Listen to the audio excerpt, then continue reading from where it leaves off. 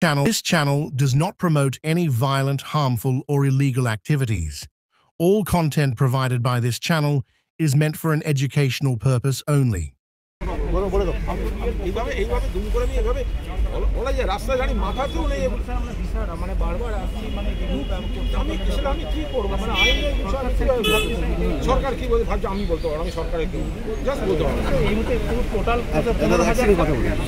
আমাদের চাকরি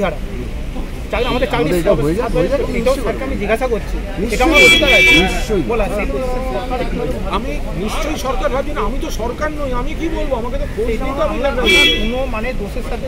আরে আমি সব বুঝতে পারছি কি এই যে ওরা দাঁড়িয়ে আছে, ওরা কোনো দোষের সঙ্গে যুক্ত না, হ্যারাস্ট হয়ে ঘুরে বেড়াচ্ছে 7 বছর জব করার পর একটা লোক। আরে সেটা তো সবাই বুঝতে পারছে, কিছুই বুঝতে পারছি, আমি ভাবতে পারছি না 7 বছর আমাদের চাকরিটা। আরে সরকার সেখানে রিভিউ পিটিশন ইত্যাদি যা যা, আরে সেটা তো বোঝা যাচ্ছে বলেই তো সরকার এটা রিভিউ পিটিশন ইত্যাদি মানে আমাদেরকে প্রমাণও করতে পারলো না আমরা অযোগ্য।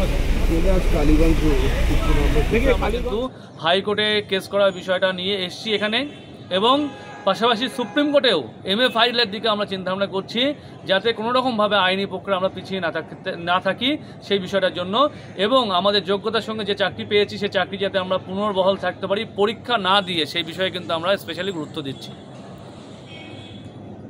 তো মানে 7 বছর মানে চাকরি করাকালীন সুপ্রিম কোর্টের রায় অনুযায়ী দেখলাম আমাদের চাকরিটা চলে গেছে।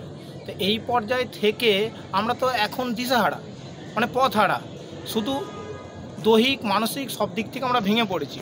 তখন আমরা মানে সরকারি আধিকারিকরাই হোক, পার্টির কোনো মুখপাত্রই হোক, যাই হোক, আমরা পথে ঘাটে যেখানেই হোক সেখানেই আমরা আমাদের দাবিটাকে আমরা তুলে ধরছি। ওনাকে আমরা বললাম, স্যার আমরা 7 বছর চাকরি করার পর আমাদের চাকরিটা চলে গেল কিসের ভিত্তিতে?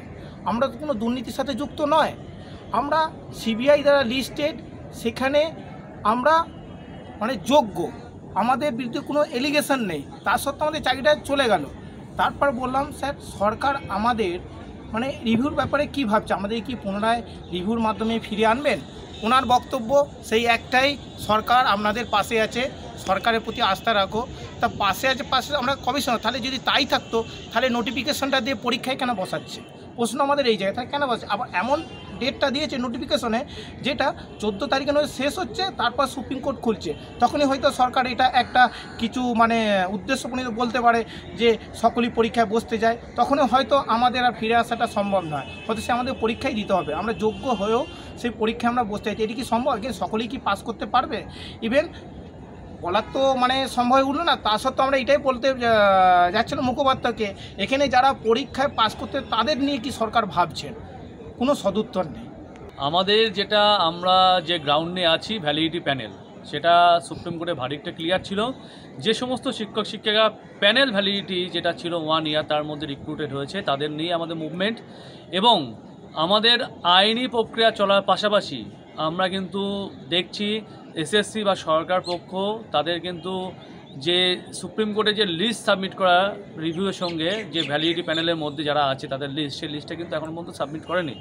আমরা বারংবার প্রেয়ার দিয়েছি, এবং যখন দেখছি কোনোভাবেই কোনো অপশান থাকছে না, আমাদের সব দরজা যখন বন্ধ হয়ে যাচ্ছে, আমাদের কিন্তু রাস্তার আন্দোলনের দিকে যেতেই হবে, এবং আমরা খুব তাড়াতাড়ি রাস্তার আন্দোলনে নামবো। এবং যারা ভ্যালিডিটি অফ দ্য প্যানেলে আছেন তারা সকলেই এমন ভাববেন না যে আমাদের সংগঠন থেকে মানে শুধু আমাদের সংগঠনের টিচার আসবে, যারা ভ্যালিডিটি প্যানেলে আছেন তারা সকলেই আসবেন এবং রাস্তার আন্দোলন হবে। এবং আমাদের যে মূল দাবি, সেই দাবিটা কিন্তু প্যানেল ভ্যালিডিটির মধ্যে যে সমস্ত শিক্ষক শিক্ষিকা আছে তাদের লিস্টটা কিন্তু সুপ্রিম কোর্টের রিভিউয়ের সাথে এফিডেভিট করে জমা দেওয়া, সার্টিফাই করে জমা দেওয়া, এবং তার পাশাপাশি SSC ওয়েবসাইটে যাতে পাবলিশ করে, এই নিয়ে আমাদের মুভমেন্ট হবে, এবং ডেটটা আমরা খুব তাড়াতাড়ি ঘোষণা করব। এই মুভমেন্টটা চলবে। শুধু মানে যোগ্য শিক্ষক শিক্ষিকারাই আন্দোলনে সামিল হওয়ার আহ্বান নয়, আমরা সকল সমাজের সচেতন নাগরিক, বুদ্ধিজীবী থেকে মানে যারা আমাদের পাশে আছে সকলকে আহ্বান জানাচ্ছি আমাদের আন্দোলনে অংশগ্রহণ করতে। এবং তার পাশাপাশি আমরা দেখতে পাচ্ছি যে স্টেট গভর্নমেন্ট বা SSC নোটিফিকেশান বার করেছে, সেই জায়গাটা খুবই আমরা আশাহত, কারণ আমরা SSCকে বলেছিলাম বা গভর্নমেন্টকে বলেছিলাম যে MA ফাইল করে নোটিফিকেশানটা ডিলে করে নোটিফিকেশানটা হয়, সে এখন একটা MA ফাইল করতে, কিন্তু তারা সেটা করেননি। ইভেন আরেকটা বিষয় আমরা দেখতে পাচ্ছি যে last date of form fill up যেটা আছে, সেটা কিন্তু সুপ্রিম কোর্ট ওপেন হওয়ার আগেই শেষ হয়ে যাচ্ছে।